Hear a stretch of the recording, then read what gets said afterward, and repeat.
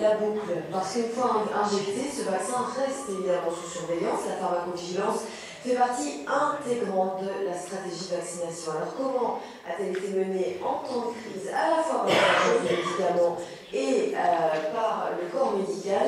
Monsieur le Président, l'oratrice que nous allons accueillir va partager son expérience au sein de l'IME, l'Agence européenne du médicament.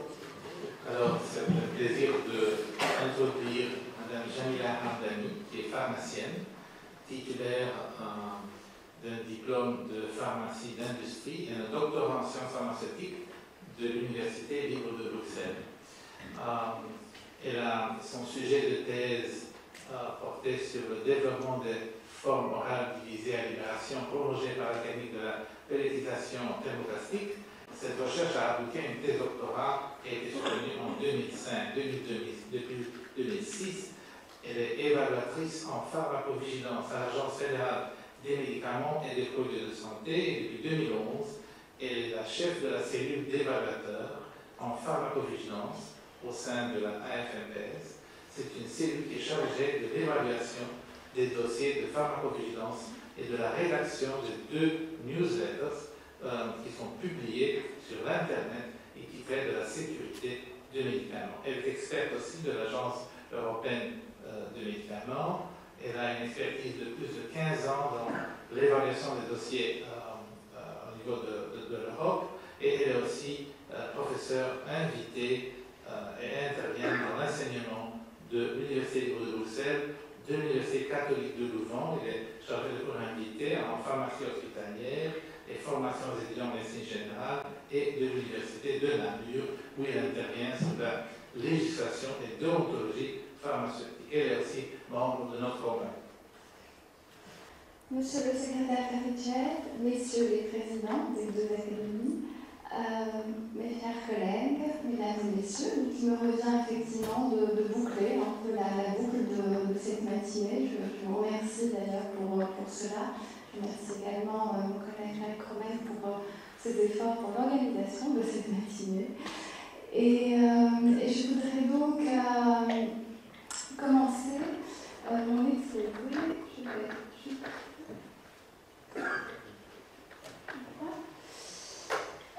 par dire que je n'ai pas de conflit d'intérêts à déclarer, qui sont publiés sur le site de l'Agence européenne des médicaments, et que ce que je vais vous exposer aujourd'hui n'engage que moi et n'engage pas les institutions auxquelles je suis rattachée. Alors, cet exposé, pour finir, on va dire, cette matinée, je vais l'articuler assez rapidement sur 3 axes. Le point de vue ou le retour sur l'expérience avec l'Agence européenne des médicaments, retour sur l'expérience aussi avec l'Agence fédérale des médicaments et produits de santé, donc l'Agence belge des médicaments, et de façon assez humble et ouverte, on va dire, quelques défis à partager et des leçons pour l'avenir. Donc, vous l'avez vu déjà au tout début de cet exposé avec mon collègue Koen Bousselmans de Cienzano. On a parlé de la qualité des vaccins, donc, qui est très très étudiée. Et vous allez voir que finalement, à la fin du processus de mise sur le marché d'un vaccin ou d'un médicament quelconque, il y a, lorsqu'il obtient son autorisation de mise sur le marché, il y a cette surveillance post-autorisation qui se fait à travers 2 grands axes. Ce sont les 2 pieds de la pharmacovigilance, j'ai envie de dire. Celui de la notification spontanée des effets indésirables des médicaments, donc la collecte des rapports de notification spontanée des effets indésirables des médicaments, et la mise de ces rapports, donc le fait de les transmettre, les centraliser dans des bases de données internationales de pharmacovigilance, en l'occurrence celle gérée par l'Agence européenne des médicaments, donc EudraVigilance, et aussi la base gérée par l'OMS, Vigibase. Donc chaque notification d'effet indésirable d'un médicament, et en l'occurrence un vaccin, aboutira à la fin à populer ces 2 bases de données, parce qu'elles sont liées.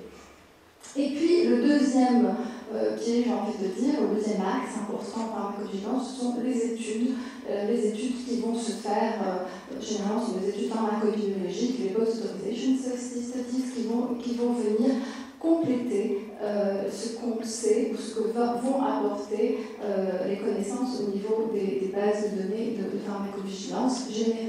signaux et donc nous permettre d'effectuer cette surveillance des médicaments après leur mise sur le marché et des vaccins. Alors, pour ce qui est de la préparation, très rapidement, ce qui a été fait au niveau de l'Agence européenne des médicaments, c'est un plan de préparation qui est publié et pour le faire, tout le monde s'est souvenu qu'on avait eu en 2009 une première pandémie et il y avait quelques leçons à tirer de cette première pandémie et ça a été pris en compte dans ce plan de préparation avec notamment l'importance d'avoir une surveillance active avec des programmes avec un partenariat qui a été fait public-académique et des programmes qui ont permis de faire des études et de financer aussi des études épidémiologiques. Donc ça c'est une chose. Aussi l'importance d'avoir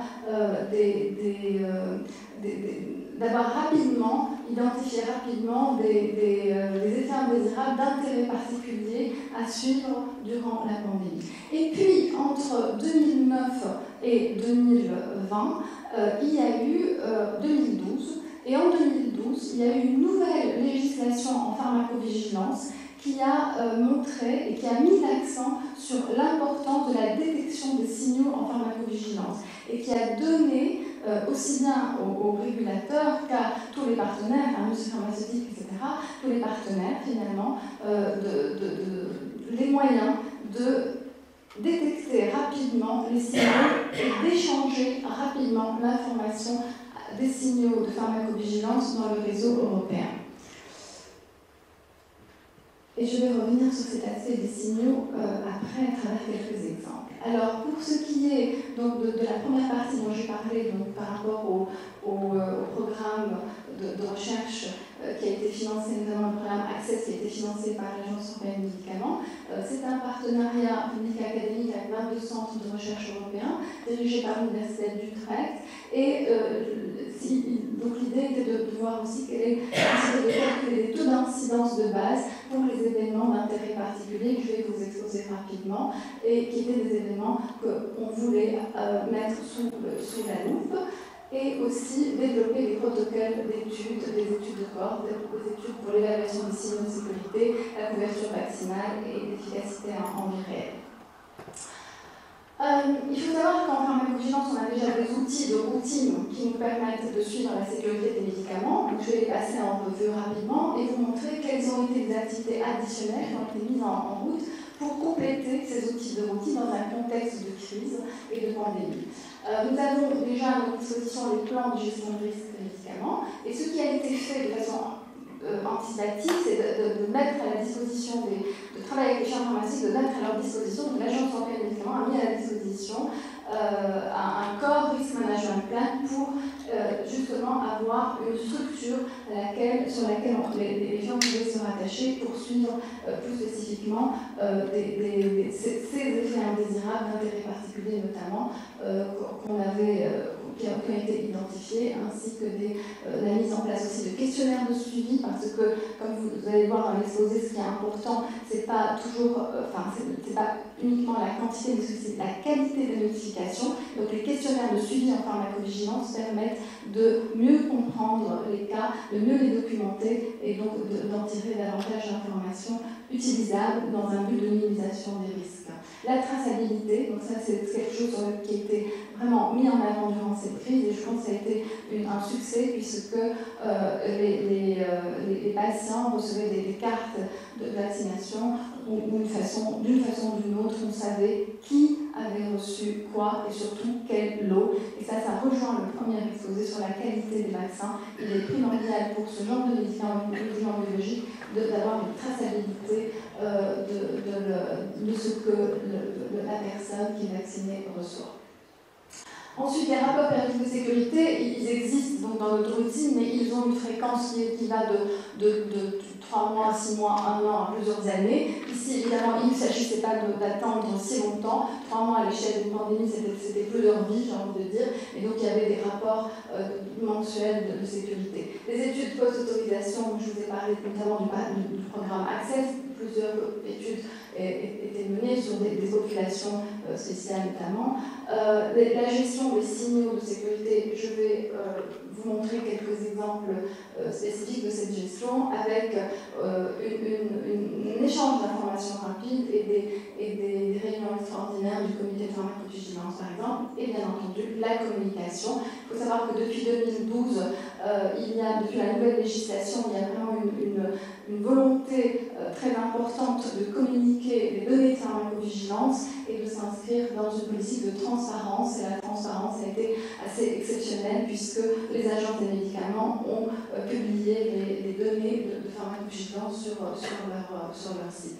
Je reviens à ces effets indésirables d'intérêt particulier. Ils ont été faits donc, en préparation à la pandémie pour ne pas justement rater des choses importantes, j'ai envie de dire. Alors il y avait une série d'effets qui étaient plutôt dus à ce qu'on savait de la maladie. Rappelons-nous quand même que c'était une maladie nouvelle et tout ça a été un petit peu adapté aussi. Ce qui pouvait être attendu d'une immunisation, de toute façon, j'ai envie de dire quelle qu'elle soit, hein, par exemple les anaphylaxies, les thrombocytopénies, etc. Et puis aussi des effets qui avaient été observés, ou un retour d'expérience qui était observé avec une association, avec des plateformes qui étaient utilisées par exemple pour Ebola, pour les adénos, donc dans d'autres pathologies. Alors, qu'est-ce que ça a donné cette pharmacovigilance spontanée? Eh bien, elle a été incroyablement, avec des chiffres incroyablement élevés. On n'avait jamais connu ça. Donc, vous voyez en 2021 le nombre de notifications qui étaient reçues par l'Agence européenne des médicaments. Vous voyez dans le slide l'exposition pour les 4 vaccins qui ont été utilisés durant l'année 2021 et avec à chaque fois le nombre de notifications, le nombre de rapports qui étaient encodés en avril 2022 pour chacun de ces vaccins. En 2021, un peu moins de 1000 signaux potentiels liés au vaccin contre la Covid-19 ont été revus par l'Agence européenne des médicaments, donc partagés par l'ensemble des États membres. Et 21 signaux ont été validés au niveau européen. Un signal est validé ça signifie qu'il y a eu des actions réglementaires qui ont découlé de cette évaluation. Et ici, vous voyez, entre mars et décembre 2021, les adaptations des notices, les adaptations de la Product Information et surtout les communications qui ont été à chaque fois faites après ces adaptations et ces mises donc à la disposition aussi bien de la communauté scientifique que de la communauté des médecins et soignants que des décideurs des politiques de vaccination donc et des patients eux-mêmes et des personnes, de la population, une mise à disposition rapide de l'information qui était à notre disposition et cette information était à chaque fois relayée sur les sites des agences des médicaments. Alors, je reviens aux exemples et aux signaux.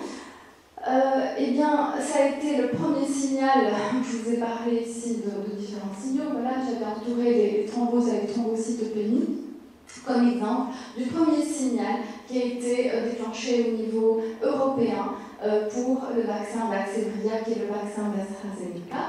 Alors, vous voyez ici la première alerte tout début mars 2021. On est au tout début de la campagne de vaccination. Très très vite, cette information est partagée par le réseau européen. Une réunion extraordinaire de notre comité européen de pharmacovigilance a lieu le 18 mars avec le premier avertissement sur ce risque avec des éléments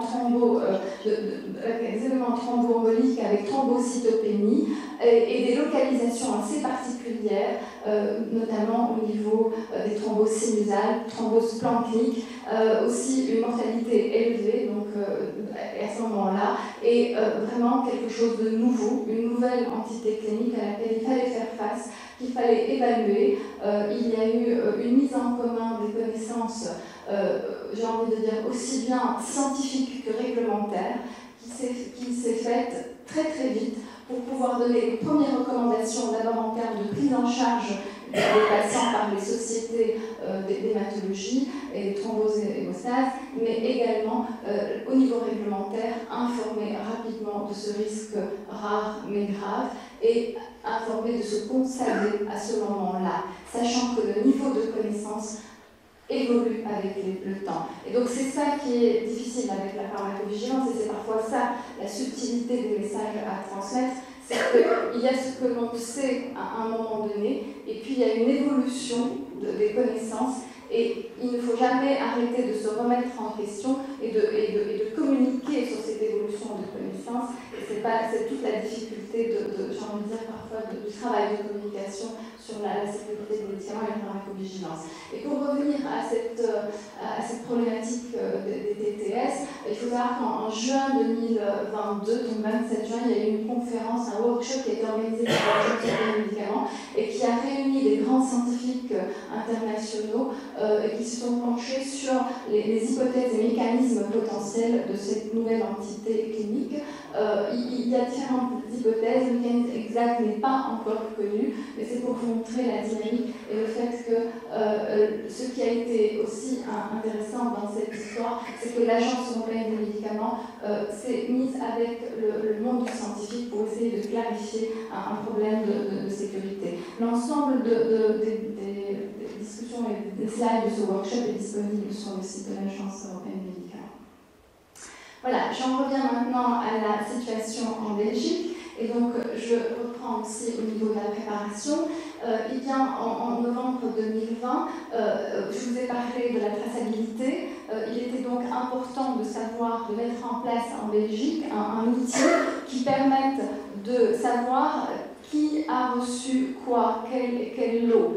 Et donc cet outil a été fait par les entités fédérées et il s'appelle Vaccinet, et il a permis, cet outil, de garantir cette traçabilité qui était nécessaire à la surveillance des vaccins contre la COVID-19 et qui était demandée au niveau des autorisations de mise sur le marché.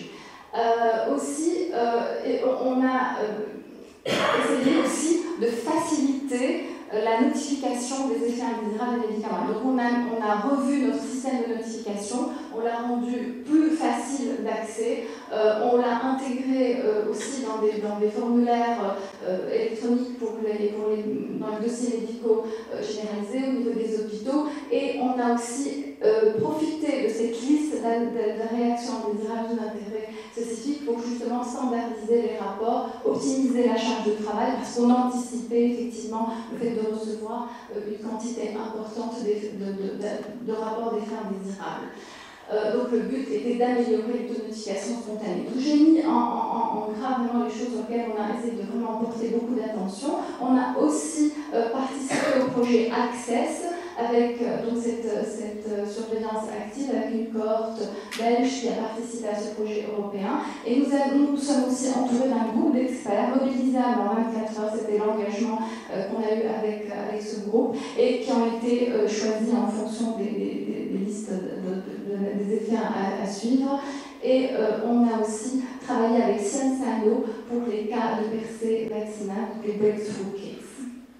Donc ça, ce sont les domaines d'expertise du panel d'experts, et donc on peut mettre en relation avec ce dont je vous ai parlé sur les adverses d'annonciation qui intéressent. Ça, c'est un aperçu assez rapide de notre nouvelle fiche dédiée au vaccin Covid, avec déjà des champs prédéfinis pour faciliter la notification, que ce soit par les professionnels de la santé ou par les patients eux-mêmes, ou les personnes vaccinées. Ensuite, les actions de communication. Nous avons mis sur notre site internet un Q&A sur les vaccins, et nous avons surtout communiqué à travers un bulletin hebdomadaire des effets indésirables des médicaments qui donnait chaque semaine, au moment de la pandémie, l'ensemble des effets indésirables qui parvenaient à notre agence, et aussi avec une stratification par rapport à leur gravité. Et donc après ce bulletin, on l'a espacé, puisque heureusement qu'on est sorti de la phase de crise, et donc on l'a espacé à une période bimensuelle, mensuelle et finalement elle est trimestrielle. Et le dernier bulletin est paru le 25 août, et vous voyez qu'à cette date-là, on avait reçu à peu près 38 000 rapports, presque 39 000 rapports d'effets indésirables qui ont été notifiés via le formulaire que je vous ai montré là à l'instant, et dont la plupart, la majorité, 61%, sont des effets non graves. 32% sont jugés comme graves au regard de la législation parce qu'ils ont entraîné une incapacité, par exemple, de travail provisoire à cause de la forte réactogénicité de ces vaccins qu'on le sait tous. On l'a vu d'ailleurs clairement montré dans les études cliniques. Et puis une partie, heureusement faible, qui a donné des effets de type hospitalisation, mise en jeu du pronostic vital ou parfois malheureusement décès. D'un point de vue médiatique, eh bien, j'ai envie de dire que nos bulletins, parce qu'avant on faisait aussi des communications de pharmacovigilance, n'avaient jamais été aussi reprises ou autant reprises par les médias. Donc je pense qu'il y a eu vraiment un engouement des médias pour les bulletins de pharmacovigilance, et donc on retrouvait ça dans les médias. Ça a permis de montrer la transparence en pharmacovigilance, c'est un point important. D'un autre côté, je pense qu'il y avait toujours quelque chose à nuancer, et ça, j'ai envie de dire, c'est la subtilité de la pharmacovigilance, c'est de travailler justement sur cette nuance. Pour ce qui est de nos notifications, eh bien, voilà, avant on recevait directement à l'agence un peu moins de 1000 rapports par an. Eh bien, je vous ai montré, on est arrivé à presque 40 000 en 2021. La majorité, ce que vous voyez en rouge, ce sont les notifications faites directement par les patients. Vous voyez qu'il y a une grande majorité qui a été faite directement par les patients eux-mêmes, partie par les professionnels.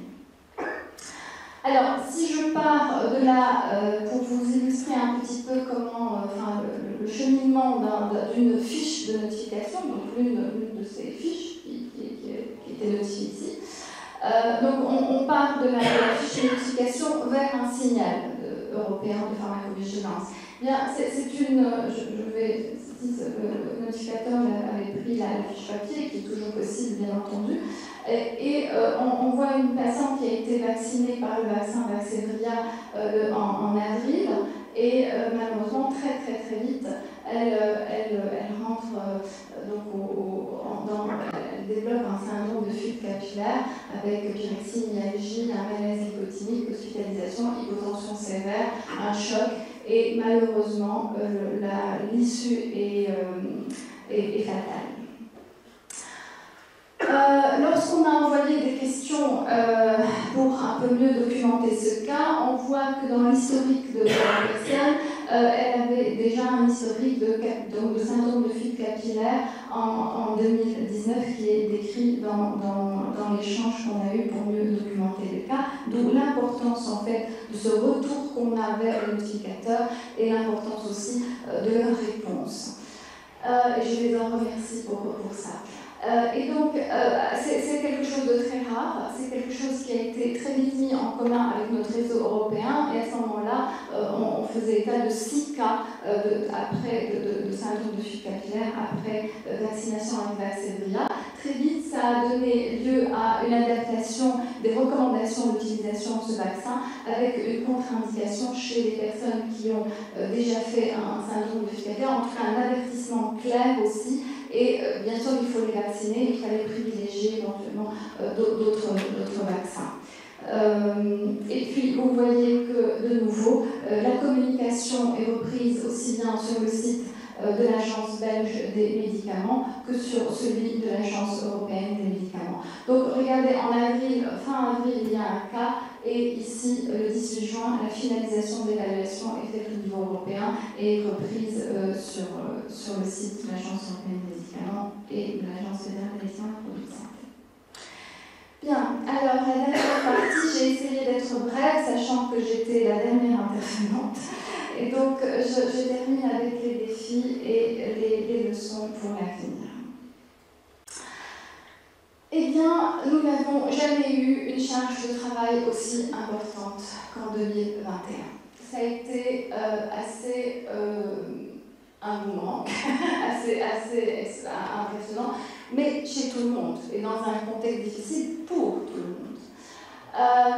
Donc les notifications des faits indésirables qui proviennent de l'Union européenne n'ont jamais été aussi nombreuses. Les notifications qui viennent des patients ont augmenté de 151% dans le premier quadrimestre 2022 par rapport à 2021. Donc ça veut dire qu'il y a un effet qui continue. Le nombre de visites du site adrreport.eu, qui est un site où les personnes peuvent elles-mêmes faire des recherches dans la base de données pharmacovigilance européenne, est impressionnant. Donc on est à plus de 6 millions. Et en Belgique, on a augmenté de plus de 40 fois nos notifications 2021 par rapport à 2020. Alors, je pense en fait, en 2009, durant la pandémie avec H1N1, il y avait très peu de notifications des faits indésirables. Et on avait anticipé une augmentation, mais pas aussi grande. Donc, il y a eu une augmentation très importante. Face à ça, qu'est-ce qu'il fallait faire? Il fallait prioriser. On avait anticipé qu'on allait avoir beaucoup de notifications, sachant, connaissant le taux, l'importance de la réactogénicité de ces vaccins. Donc on avait essayé de travailler là-dessus. Et surtout, on a priorisé. Et le fait d'avoir un outil de notification standardisé nous a permis de facilement et rapidement prioriser. Le fait d'avoir une liste d'éléments désirables à surveiller en priorité nous a aussi aidé. Le groupe d'experts nous a énormément aidé parce qu'il fallait, sur des questions, parfois même des entités cliniques nouvelles, réagir, agir et vite. Ce qui n'a pas très bien fonctionné, ça a été l'anticipation en ressources humaines, et je pense que ça, c'est un point d'amélioration pour l'avenir. Ce qui n'a pas été facile non plus, c'est le fait de recevoir des informations de différents canaux et de faire l'évaluation qui ont une information qui n'est pas encore encodée dans les bases de données de pharmacovigilance, et de faire l'évaluation en parallèle. Donc, par exemple, pendant qu'on faisait une évaluation d'un signal, par exemple le syndrome de fuite capillaire, eh bien on recevait, étant donné que ça a été, qu'on en a parlé un peu, on recevait des nouvelles informations qu'il fallait intégrer, aussi documenter, donc retourner avec des questions, etc. Donc si je prends le thrombose, la thrombostomie, cytopénie ou autre, peu importe le signal. Par contre, ce qui a été vraiment précieux, c'est ce travail en réseau européen, aussi bien réglementaire que scientifique. Ça, c'est quelque chose qui nous a énormément aidé avec les outils de réunion à distance. Sans les outils de réunion à distance, je ne pense pas qu'on aurait pu tenir autant de réunions extraordinaires et de travailler aussi vite. Une chose aussi peut-être à améliorer, c'est les informations qui sont dans les rapports. Donc on a eu une quantité de rapports importante. La qualité des rapports, malgré tout, n'était pas toujours très bonne. Et malheureusement, il manque encore un peu de sensibilisation, peut-être pour dire attention à bien nous mettre un maximum d'informations qui nous permettent une évaluation et surtout de répondre à nos questions lorsqu'on les envoie. On avait des questionnaires de suivi qui parfois n'avaient pas de suivi, et donc on restait avec des cas qu'on aurait pu peut-être mieux documenter. Donc à améliorer peut-être un peu plus encore de sensibilisation des notificateurs par rapport à l'importance de répondre aux questionnaires de suivi ou à simplement les questions sur les notifications spontanées de pharmacovigilance. Les taux d'incidence de base, c'est quelque chose d'important. Donc je vous avais dit au tout début de l'exposé que c'est une des leçons qui était venue de la première pandémie, donc H1N1. La seule chose, c'est qu'on s'est rendu compte parfois que finalement les bases de données sont ce qu'elles sont, et avec leurs limites et avec aussi comment est-ce qu'on les a complétées, et parfois on avait des taux d'incidence de base par rapport à des tranches d'âge par exemple qui étaient différents, qui ne permettaient pas tout de nous renseigner suffisamment bien. Donc peut-être quelque chose aussi à améliorer dans l'avenir. Par contre, avoir des listes d'effets indésirables d'intérêt particulier à suivre, c'est quelque chose d'important et qu'il faut adapter aussi de façon dynamique. Gérer l'incertitude, ça a été très très difficile parce que non seulement il fallait gérer l'incertitude, mais il fallait aussi communiquer là-dessus. Un vrai travail d'équilibre possible et qui a contribué aussi au stress. Il est vrai que nous étions face à une nouvelle maladie, des nouveaux vaccins, on vaccinait en masse et on devait communiquer. Et il fallait faire tout ça très très vite et de façon efficace. Voilà, ça a été un très gros challenge. J'ai envie de dire qu'on a fait de notre mieux. L'apport des études pharmacopédologiques à l'évaluation des signaux, oui, j'ai dit que c'était deux pieds de la pharmacovigilance. Dans la gestion de l'incertitude, c'était pas facile cet aspect-là. Parce que finalement, vous aviez un pied qui fonctionnait très bien, très très vite, avec le nombre de notifications, énormément de notifications. Et puis d'un autre côté, c'est normal, la pharmacopédologie, il faut du temps pour que ça vienne. Donc les résultats n'allaient pas arriver tout de suite. Et donc on n'avait pas notre complément habituel, j'ai envie de dire, en pharmacovigilance. On en a manqué cette fois-ci. Il fallait faire avec les notifications, essayer de prendre des actions là-dessus, sachant qu'après on aura peut-être des études qui allaient corroborer certains de nos signaux. La prise de position nationale sur des politiques de vaccination avant la fin de l'évaluation par l'Agence européenne des médicaments. Ça n'a pas été facile non plus. Au niveau de la perception du grand public, les gens ne comprenaient pas très bien comment ça se fait qu'un dossier était encore d'évaluation par l'Agence européenne des médicaments ou un signal et qu'il y avait déjà des politiques nationales dans différents pays qui étaient prises. Voilà, donc ça c'est pas évident. La confusion aussi dans la communauté médicale sur les rôles des régulateurs et des autres organismes, qui fait quoi, quelque chose peut-être aussi à améliorer pour l'avenir. Communication en temps de crise, voilà, ça rejoint un petit peu ce que j'ai dit tout à l'heure par rapport à la gestion de l'incertitude, c'est pas facile non plus. Je garderai comme vraiment grand succès la traçabilité, je pense que ça a bien fonctionné. Le besoin de vigilance précoce nous a aidé aussi à justement aller assez vite dans nos évaluations et continuer à assurer la transparence en pharmacovigilance, mais tout en préservant la confidentialité des données à caractère personnel et médical. Ça n'est pas facile non plus, parce qu'on vous pose des questions, vous devez répondre, mais en ne dévoilant pas finalement des données à caractère médical très très sensibles également. Voilà, moi j'en ai fini pour mon exposé parce que j'ai voulu être assez bref, j'espère que j'ai été, et je serai ravie de répondre à vos questions.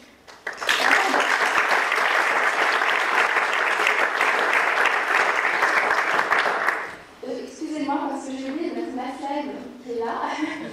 Désolée, en fait on est toute une équipe. Et je tiens, j'ai à la montrer, je suis désolée, on revient en arrière, parce que c'est l'équipe des évaluateurs pharmacovigilants, ce sont des gens formidables qui travaillent dans l'ombre, et que je voulais justement mettre à l'honneur, donc toutes mes excuses de ne pas l'avoir mis rapidement. Les personnes qui en gras ont participé en plus à ma présentation, et puis nous avons aussi le plaisir de compter parmi dans les personnes avec qui on travaille beaucoup, le professeur Jean-Michel Denis, vous avez entendu au début de cette matinée, et qui est notre représentant au niveau du PRAC, du pharmacovigilance and committee. Je remercie aussi notre groupe d'experts qui a été magnifique et qui s'est mobilisé très rapidement pour répondre à nos questions, et le réseau européen dont j'ai parlé tout à l'heure. Voilà, toutes mes excuses.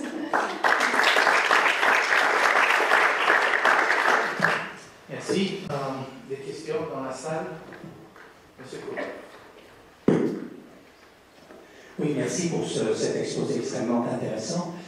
J'ai une question sur la fuite capillaire que vous avez mentionné, que vous avez bien détaillé, parce qu'effectivement c'est un effet secondaire connu. Est-ce que maintenant, parce qu'on a dit beaucoup de choses, est-ce que maintenant on a bien défriché le mécanisme physiopathologique derrière cette affaire-là? Parce que c'est bien évidemment d'identifier des effets secondaires, c'est encore mieux de comprendre pourquoi ils arrivent, surtout quand on va développer ultérieurement d'autres vaccins.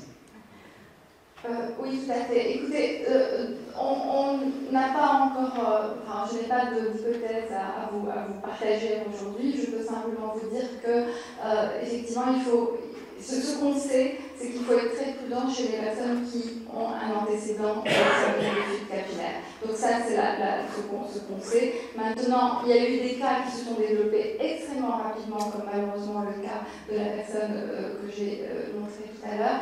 Il y en a où ça a été plus progressif. Tous les cas n'ont pas donné une issue fatale, heureusement. Mais voilà, mais je ne peux pas vous en dire plus. C'est en rapport avec le récepteur ACE2? Je ne pourrais pas vous en dire plus aujourd'hui. Je ne préfère pas m'avancer. Merci pour votre exposé. Moi, j'avais une question par rapport donc à la pandémie qui a montré cette différence particulièrement importante sur le plan du genre, hein, puisque finalement, en termes de morbimortalité, c'est surtout des hommes qui ont été frappés par la pandémie. Et donc la question que j'avais par rapport aux effets secondaires et au rapport d'effets secondaires, est-ce qu'on fait d'une manière ou d'une autre des différences de genre? Dans ce qui est rapporté, dans les effets indésirables rapportés, donc notifiés, il y a une majorité d'effets indésirables rapportés pour des femmes. Maintenant, je mets une petite réserve, une petite précaution à cela, c'est que d'une manière générale, on sait que les femmes notifient plus facilement les effets indésirables des médicaments que les hommes, donc je pense qu'il faut... voilà. Ceci dit, dans le processus de différence inflammatoire entre les affections aiguës, chroniques ou les processus d'immunisation, c'était un peu à cela que je m'attendais. Exactement. Et plus le fait que la notification se fait, on le sait, de façon un peu plus aisée. Une question de Nathalie Garçon. Oui, j'aurais voulu savoir, dans votre graphe, vous montriez 31% d'arrêt maladie. Est-ce que ça a été déjà vu dans le cas d'autres vaccins ou dans le cas de la pandémie grippe? C'est 31%, c'est pas rien. Ce que je peux vous dire, c'est que vous avez sans doute vu, vous avez vu les effets indésirables fréquents des vaccins. Voilà, et donc on sait qu'il y a plus de 50% de réactogénicité. Et c'est cela, en fait, c'est l'explication. C'est-à-dire que ce sont des personnes qui ont de la fièvre, un état fébrile, ça dure 24 heures et puis après ça se... Exactement. Donc ce sont des vaccins qui sont fortement réactogènes. Ça c'est clair. Oui. Je voudrais savoir à partir de quel moment on tire le signal d'alarme, c'est-à-dire quel est le pourcentage qu'il faut atteindre pour réellement dire attention, il y a un danger, et qui tire le signal d'alarme? En fait, il y a différents processus. Il y a les signaux de disproportionnalité dans les bases de données. Donc là, c'est plutôt statistique et ça va être en fonction des observations dans les bases de données avec les signaux de disproportionnalité. Et là, effectivement, on fait un signal. Et puis, il y a par exemple, un cas, à un moment donné, d'un effet indésirable qui est très rare, qui est grave, qui est quelque chose qui est en association temporelle avec la vaccination et qui est suffisamment probant pour avoir une hypothèse de causalité avec la vaccination. Et à ce moment-là, ce n'est pas forcément dans une base de données, c'est une seule notification pourrait suffire. Par exemple, c'est le cas des thromboses avec thrombocytomie, c'était les toutes premières notifications, elles étaient, c'était 3-4 notifications au début, puis après ça augmente. Ici, les CLS, c'était d'abord une, puis 2, puis 3, vous voyez. Donc c'est pas tellement le nombre, c'est plus, j'ai envie de dire, la spécificité de l'histoire, de l'observation clinique et le lien temporel d'abord avec la vaccination, puis après les hypothèses par rapport à un lien de causalité avec la vaccination. Alors, qui peut tirer le signal? N'importe qui. C'est-à-dire que ça peut être aussi bien l'Agence européenne des médicaments elle-même, les agences réglementaires des médicaments, que l'industrie pharmaceutique. Donc tout le monde, la nouvelle législation est très claire là-dessus, tout le monde est responsable par rapport aux signaux et par rapport au suivi des signaux. Et donc le signal peut aussi venir d'une publication scientifique, une publication par une équipe académique. Dans la définition du signal, c'est une information nouvelle, c'est la nouveauté de l'information, et avec une hypothèse suffisamment plausible qui mérite une action d'investigation. Donc si vous voulez, c'est quelque chose de nouveau qui se passe, qu'on ne connaissait pas, l'important c'est ça, la nouveauté de l'événement, et aussi le fait d'avoir suffisamment une certaine, que ce soit suffisamment probant que pour engendrer une action de vérification. Voilà, c'est ça. Peut-être de savoir qui prend la décision, mais où vont les décisions. Alors, c'est signaux. Oui. Est-ce qu'il y a une cascade des décisionnels? Oui, tout à fait. Donc là aussi, la législation est très claire, c'est-à-dire qu'à partir du moment où il y a un signal, il est obligatoirement partagé, dès qu'il est validé, il est partagé au niveau européen avec le Comité européen de pharmacovigilance. Et donc, avec une recommandation de ce comité est donnée, elle est valable alors pour l'ensemble des États membres de l'Union, puisqu'elle est validée ensuite par la Commission européenne. Et donc, ça, c'est l'intérêt en fait de ce système européen de pharmacovigilance. Voilà, par exemple, les thromboses avec thrombocytopénie, n'oublions pas, c'est le système européen de pharmacovigilance qui a réussi à les mettre en lumière, alors que le vaccin est utilisé ailleurs, en dehors de l'Europe, Monsieur le Président, j'ai une petite question en rapport avec mon exercice hospitalier à Necker. Vous avez eu beaucoup de syndrome de Kawasaki chez les enfants? Alors, il y a eu quelques cas, mais pas beaucoup. Merci.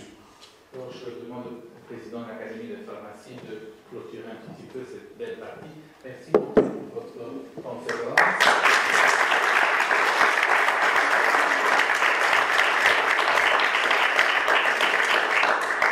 Là aussi, juste un mot, Monsieur le Président, pour vous remercier de cette très belle session scientifique, des interventions pertinentes, actualisées et très diversifiées que nous avons pu, pour finir avec des données de pharmacovigilance, c'est très important. Je suis très heureux que cette session, qui a encore une fois été préparée entre Gilles Lallier et Monsieur merci. Et ce soit de si bonne qualité, mais j'en doutais pas, parce que notre collaboration avec l'Académie royale de médecine de Belgique, évidemment, la rendait évidente. Merci à tous les intervenants et pour la qualité de vos présentations. Et puis, bien sûr, longue vie à notre association et à notre complémentarité avec l'Académie. Merci.